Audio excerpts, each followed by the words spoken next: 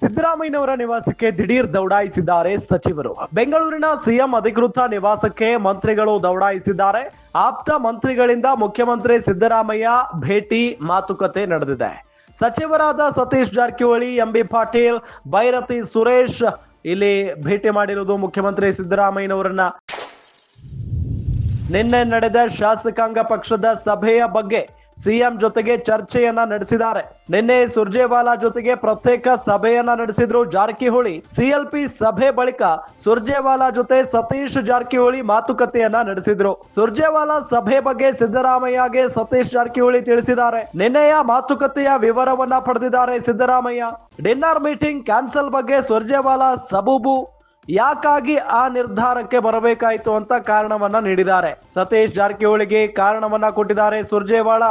ಅದೇ ವಿಚಾರಗಳ ಬಗ್ಗೆ ಸಿದ್ದರಾಮಯ್ಯ ನಿವಾಸದಲ್ಲಿ ಸಭೆ ಕೂಡ ನಡೆದಿದೆ. ಗಮನಿಸ್ತಾ ಇದ್ದೀವಿ, ಸಿದ್ದರಾಮಯ್ಯ ನಿವಾಸಕ್ಕೆ ಕೆಲವು ಸಚಿವರು ದಿಢೀರ್ ದೌಡಾಯಿಸಿರುವುದು ರಾಜ್ಯ ರಾಜಕಾರಣದಲ್ಲಿ ಸಿಕ್ಕಾಪಟ್ಟೆ ಸಂಚಲನವನ್ನ ಉಂಟು ಮಾಡಿತ್ತು. ಬೆಂಗಳೂರಿನ ಸಿಎಂ ಅಧಿಕೃತ ನಿವಾಸಕ್ಕೆ ಮಂತ್ರಿಗಳು ದೌಡಾಯಿಸಿದ್ರು. ಆಪ್ತ ಮಂತ್ರಿಗಳು ಅಂದ್ರೆ ಮುಖ್ಯಮಂತ್ರಿ ಸಿದ್ದರಾಮಯ್ಯನವರ ಆಪ್ತ ಸಚಿವರು ಹೋಗಿ ಭೇಟಿ ಮಾಡಿರ್ತಾರೆ. ಮೊದಲೇ ಈಗಾಗಲೇ ಒಂದಿಷ್ಟು ಬೆಳವಣಿಗೆಗಳು ರಾಜ್ಯ ಕಾಂಗ್ರೆಸ್ ನಲ್ಲಿ ಆಗ್ತಾ ಇರೋದು ನಾವು ಗಮನಿಸ್ತಾ ಇದ್ದೀವಿ. ಒಂದು ಕಡೆ ಕೆಪಿಸಿಸಿ ಅಧ್ಯಕ್ಷರ ಬದಲಾವಣೆ ಆಗಬೇಕು ಅನ್ನೋ ಕೂಗಿದೆ, ಮತ್ತೊಂದು ಕಡೆ ಸಿಎಂ ಬದಲಾವಣೆ ಆಗಬೇಕು ಅನ್ನೋ ಕೂಗಿದೆ.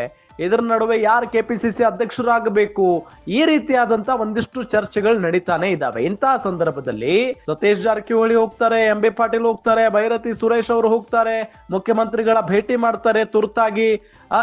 ಏನ್ ನಡೀತಾ ಇದೆ ಹಾಗಾದ್ರೆ ಕಾಂಗ್ರೆಸ್ ಸರ್ಕಾರದಲ್ಲಿ ಅನ್ನೋ ಚರ್ಚೆ ಸಹಜವಾಗಿದ್ದೇ ಇರುತ್ತೆ. ನಿನ್ನೆ ನಡೆದ ಶಾಸಕಾಂಗ ಪಕ್ಷದ ಸಭೆ ಬಗ್ಗೆ ಸಿಎಂ ಜೊತೆಗೆ ಚರ್ಚೆ ನಡೆಸಿದ್ದಾರೆ ಅಂತ ಹೇಳಲಾಗ್ತಾ ಇದೆ. ಈಗ ನಿನ್ನೆ ಸುರ್ಜೇವಾಲಾ ಜೊತೆಗೆ ಪ್ರತ್ಯೇಕ ಸಭೆಯನ್ನ ನಡೆಸಿದ್ರು ಜಾರಕಿಹೊಳಿ.